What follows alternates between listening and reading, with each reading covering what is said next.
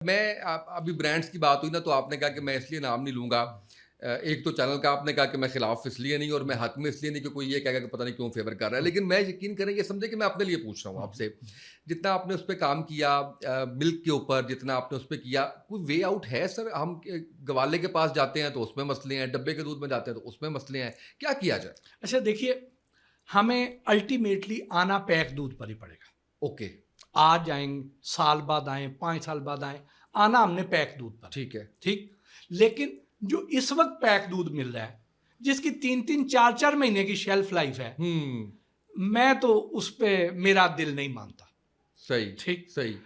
जो पेस्चराइज दूध है वो मैं प्रेफर करता हूँ। ओके। ज़ाती तौर पे वो मुझे ज़्यादा बेहतर लगता है कि वो जिसकी 3-4 दिन की एक्सपायरी लाइफ है, जो फ्रिज के बगैर नहीं रह सकता, यानी उसमें उस तरीके से प्रिजर्वेटिव की मिकदार और बाकी चीज़ें नहीं डाली होती हैं।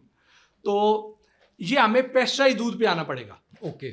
और इस पे हमें या टर्किश मॉडल को फॉलो करना पड़ेगा या दिल्ली मॉडल को। अब उसमें क्या है कि जैसे अगर लाहौर है जी, लाहौर में कोई 40-45 litre 40-45 lakh litre per day की कंजम्पशन है। तो अब सबसे ज़्यादा जो दूध आता है वो मुल्तान रोड साइड से आता है। उसके बाद फिर ये सगियां पुल इस साइड से आता है, फिर कसूर साइड से आता है, फिर उसके बाद हुड्यारा साइड से, जल्लो साइड से और रायविंड साइड से, ये मुख्तलिफ एंट्री पॉइंट शादरे से। हाँ जी, तो अब ये एंट्री पॉइंट्स है। अब हमें इस जो 40-45 लाख लीटर है, इससे थोड़ी ज़्यादा कैपेसिटी के पेस्चराइजेशन प्लांट प्राइवेट सेक्टर को कहना होगा कि वो लगाएं, और उसमें फी लीटर 2-3 रुपए अपने ऐड कर लें कॉस्ट के, और वो अगले 5-10 साल में उनकी कॉस्ट रिकवर हो जाए। बिल्कुल ठीक है। और वो मुनाफा भी कमा लें। ठीक, और आवाम को भी खालस दूध मिल जाए। अब होगा ये कि जो दूध आएगा वो बजाय लाहौर की 20-30 हज़ार दुकानों पे बिकने के, वो उन 8-10 प्लांट्स पे जाए। वहां पे उसको एक विंडो पे आए, उसका सैंपल लें, उसको चेक करें, उसका म्यार ठीक है तो उसको दूसरी विंडो पे उसको पेमेंट दे दे। उसके बाद उसका सारे का एक बैच बनाए, उसकी पाउच बनाए, थैलियां बनाए 1 किलो की, 2 किलो की। उसके बाद वो पैक हो गया तो अब उसमें मिलावट करना मुमकिन नहीं है, क्योंकि अगर उसे पंक्चर करेंगे तो वो लीक हो जाएगा। हाँ। इसलिए वो मुमकिन नहीं है।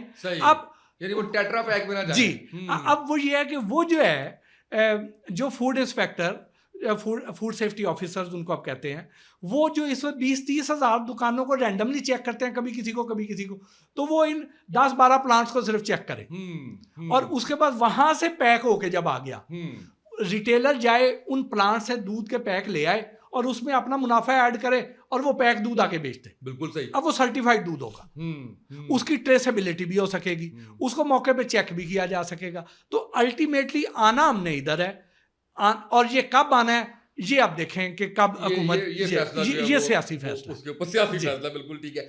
मुझे लगता है ये जो शरीफ खानदान है ये काफी सपोर्टिव है हेल्थ के मामले के अंदर। जो गुफ्तगू मैंने आपसे सुनी है उस हवाले से तो मुझे ये लग रहा है, मेरा तो एक्सपीरियंस बहुत अच्छा रहा। यानी मैंने सबके साथ ही या इनके साथ देखिए मेरा परवेज लाई साहब के साथ बड़ा अच्छा एक्सपीरियंस रहा कि मैंने उन्हें जो प्रेजेंटेशन दी उन्होंने उसको दिल से कबूल किया और हमें उसका अवाम को फायदा हुआ। शहबाज शरीफ साहब के पास मैं 2-3 बार गया हूँ मुख्तलिफ इशूज़ पे, जैसे ये इंजेक्शन या जैसे फूड अथॉरिटी या गधे के गोश्त वाला, तो उन्होंने उस पर काफ़ी सपोर्ट किया। बिल्कुल सही। ठीक, बिलाल यासीन साहब, ख्वाजा इमरान नज़ीर साहब, इन्होंने बड़ा काम किया। लेकिन बुज़दार दौर में मुझे वो विल नज़र नहीं आई। अच्छा, मैं बड़ी दफ़ा उनको प्रेजेंटेशंस भी दी, उनको बताया भी, लेकिन मुझे वो वाली सपोर्ट नज़र नहीं आई।